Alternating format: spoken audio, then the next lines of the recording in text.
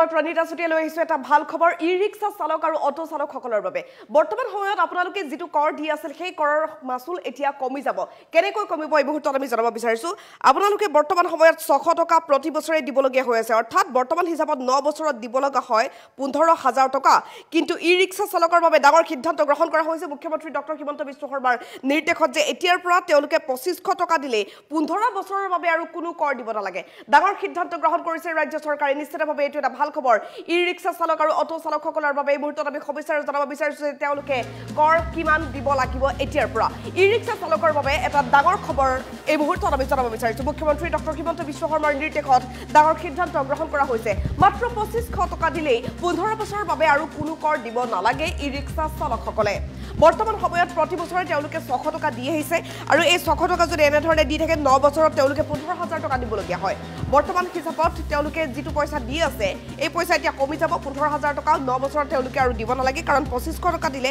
15 বছৰৰ বাবে দিব নালাগে কোনো ধৰণৰ কৰ আৰু 2500 টকা দিয়াৰ লগে লগে লাইফ টাইম কৰ মুক্ত হ'ব ই-ৰিক্সা চালকসকল তিনিচকীয়া বাহনৰ বাবেও আহি গল ডাঙৰ খবৰ অৰ্থাৎ যিসকল অটো চালক আছে তেওঁলোকৰ বাবেও এই মুহূৰ্তত এটা ডাঙৰ খবৰ আছে ভাল খবৰ আছে অটো চালকসকলে মাহে 1500 পৰা 3000 টকা কৰ দি আছে কিন্তু এই কৰ তেওঁলোকে এতিয়া কমাই দিব পাৰিব এতিয়াৰ পৰা 18000 টকা দিলেই লাইফ টাইম কৰ মুক্ত হ'ব এই সমূহ বাহনৰ বাবে ডাঙৰ সিদ্ধান্ত গ্ৰহণ কৰিছে ৰাজ্য চৰকাৰে এনফোৰ্সমেন্ট বিচাৰি নাযায় এতিয়াৰ পৰা এই সমূহ বাহনক কাৰণ বাহনসমূহৰ বাবে বিশেষ নিয়মাৱলী এতিয়া বান্ধি দিয়া হৈছে ৰাস্তাত টেক্সৰ বাবে চলোৱা নহয় কোনো অভিযান গতিকে টেক্স মুক্ত যদি তেওঁলোক হ'ব বিচাৰিছে তেনেহলে তেওঁলোকে ওৱান টাইম ইনভেষ্টমেন্ট কৰিব পাৰে আৰু তেওঁলোকে 15 বছৰৰ বাবে হাৰি থাকিব বৰ্তমান নিয়ম অনুসৰি টেক্স দিয়াত এদিন পলম হলে প্ৰতিদিনে 10 টকাকৈ জৰিমনা ভৰা হয় ফিটনেছৰ ক্ষেত্ৰত এদিন পলম হলে 50 টকা জৰিমনা ভৰা হয় কিন্তু এই জৰিমনাৰ পৰা এতিয়া তেওঁলোকে পৰিত্ৰাণ পাব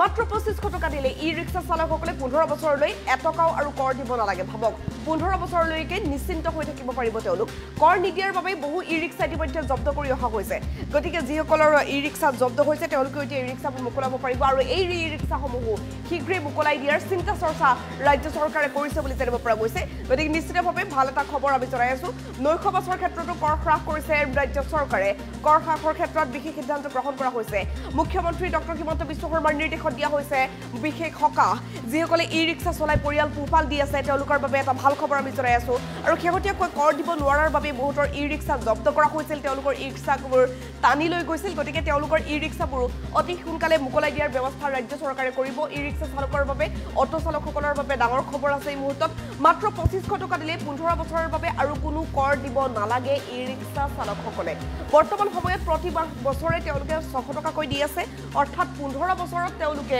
দিবলগীয়া হৈছে 9 বছৰত 15000 টকা দিবলগীয়া হৈছে কিন্তু 2500 টকা দিলে ভাবক 15 বছৰলৈকে কোনো ধৰণৰ তেওঁলোকৰ আৰু কৰ দিব নালাগে এতিয়াৰ পৰা মাত্ৰ 2500 টকা দিলেই লাইফ টাইম কৰ মুক্ত হ'ব ই-ৰিক্সা চালকসকল তিনিচকীয়া বাহনৰ ক্ষেত্ৰত অৰ্থাৎ অটো যিসকলে চলাই ভেন যিসকলে চলাই তেওঁলোকৰ বাবে এটা ভাল খবৰ আছে ৰাজ্য চৰকাৰে ভাল খবৰটো দিছে অটো চালকসকলে মাহে 1500 টকাৰ পৰা 3000 টকা কৰ দি আহিছে কিন্তু এই কৰ তেওঁলোকে এতিয়া মাহে দিব নালাগে এতিয়াৰ পৰা 18000 টকা যদি তেওঁলোকে ওৱান টাইম দি দিয়ে তেনেহলে লাইফ টাইমৰ বাবে কৰ মুক্ত হ'ব এই সমূহ বাহনৰ বাবে এনফোৰ্সমেন্ট বিচাৰি নাযায় এই সমূহ বাহনক লগতে এই সমূহ বাহনৰ ক্ষেত্ৰত কোনো ধৰণৰ অভিযান চলোৱা নহয় তেওঁলোকে কৈছে ৰাস্তাত টেক্সৰ বাবে কোনো ধৰণৰ অভিযান চলোৱা নহয় তেওঁলোকৰ ক্ষেত্ৰত জোৰ জুলুমকৈ কাঢ়ি লৈ যোৱা এনে ধৰণৰ ব্যৱস্থা কৰা নহয় বৰ্তমান নিয়ম অনুসৰি টেক্স দিয়াত এদিন পলম হলে প্ৰতিদিনে 10 টকাকৈ তেওঁলোকে জৰিমনা ভৰিবলগীয়া হৈছিল কিন্তু এই জৰিমনাৰ পৰা তেওঁলোকে এতিয়া মুক্ত হ'ব ফিটনেছৰ ক্ষেত্ৰত এদিন পলম হলে 50 টকা জৰিমনা আছিল কিন্তু এই ক্ষেত্ৰতো এতিয়া তেওঁলোকে পৰিত্ৰাণ পাব মাত্ৰ 2500 টকা দিলেই ই-ৰিক্সা চালকসকলে 15 বছৰলৈকে 1 টকাও কৰ দিব নালাগে আনহাতে অটো চালকসকলে 18000 টকা দিলে লাইফ টাইমৰ বাবে কৰ মুক্ত হৈ যাব কৰ নিদিয়াৰ বাবে ইতিমধ্যে বহু ই-ৰিক্সা জব্দ হৈছিল আৰু এই জব্দ হোৱা ই-ৰিক্সাসমূহ শীঘ্ৰেই মুকলাই দিয়াৰ বাবে চিন্তা চৰ্চা কৰিছে ৰাজ্য চৰকাৰে নিশ্চিতভাৱে এটা ভাল খবৰ আমি জনাই আছো ই-ৰিক্সা আৰু অটো চালকসকলৰ বাবে সমান্তৰালকৈ নৈশ বাছৰ ক্ষেত্ৰতো কৰ হ্ৰাস কৰিছে ৰাজ্য চৰকাৰে নৈশ বাছসমূহে বৰ্তমান যিটো কৰ দি আছে তাতকৈ কম কৰ দিব লাগিব এতিয়াৰ পৰা মুখ্যমন্ত্ৰী ডক্টৰ হিমন্ত বিশ্ব শৰ্মাৰ নিৰ্দেশত দিয়া হ'ল এই বিশেষ সকাহ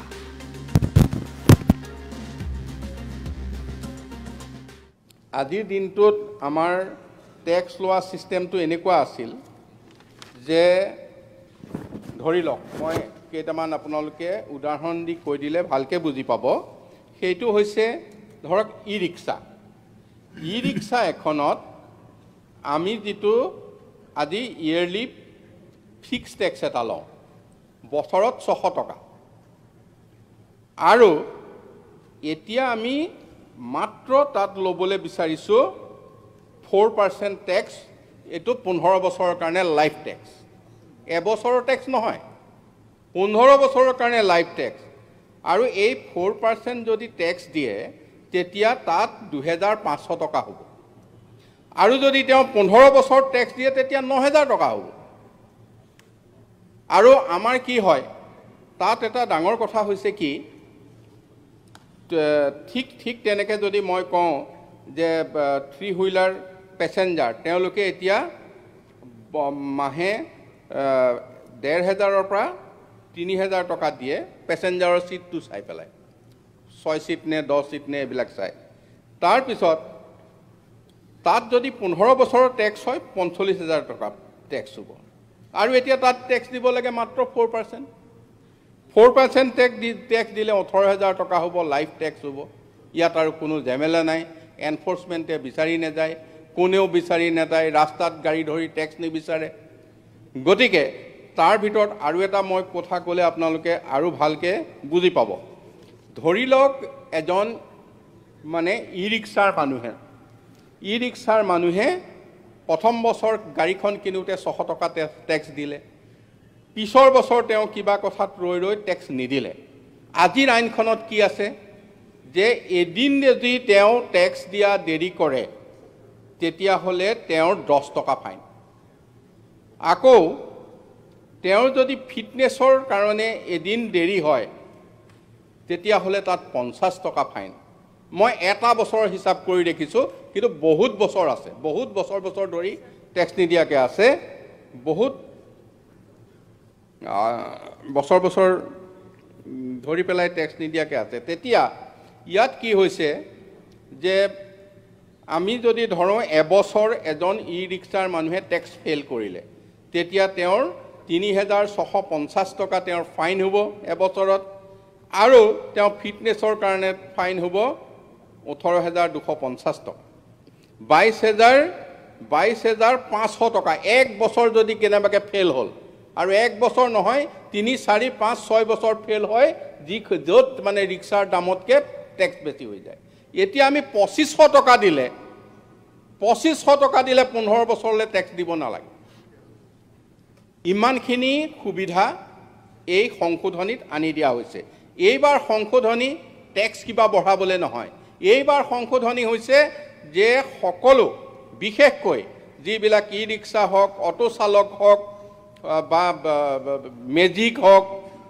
বা এইবিলাক সৰু 4 হুইলাৰ হওক সকলোৰে কাৰণে গোটেই আইনখনতে ভাগকৈ দিয়া হৈছে মই যদি এটা উদাহৰণ দিওঁ আপোনালোকে আজিৰ দিনটোত আমাৰ হাতত থকা তথ্য মই দুই এটা লৈ আহিছোঁ তথ্য ই ৰিক্সা এখনৰ মই যদি তথ্য দিওঁ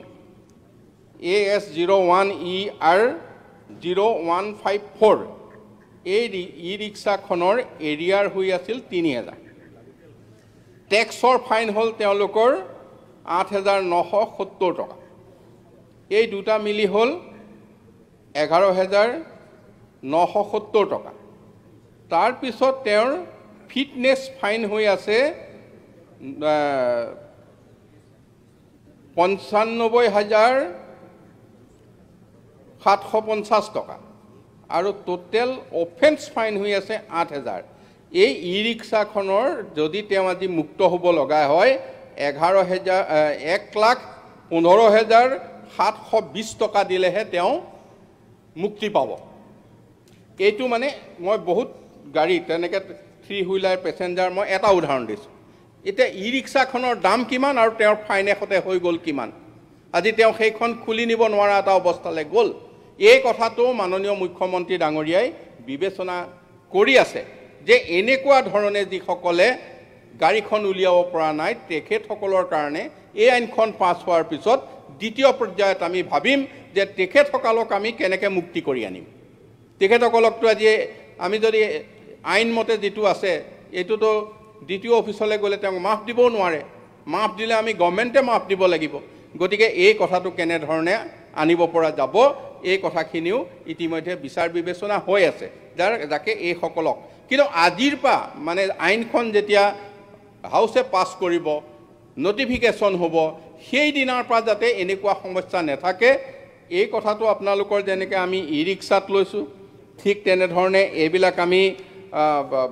3 হুইলাৰ পেছেঞ্জাৰত লৈছোঁ 3 হুইলাৰ গুডছত লৈছোঁ 4 হুইলাৰ পেছেঞ্জাৰত লৈছোঁ 4 হুইলাৰ গুডছত লৈছোঁ এই আটাইবিলাক কথা আমি সকলোকে লাইফ টাইম টেক্স এটা বহুত কমত 15 বছৰত যদি তেওঁ 1 লাখ টকা টেক্স দিব লগা হ'ল তেতিয়া হয়তো 20,000 25,000 তেওঁৰ আদায় গতিকে ঠিক তেনেধৰণে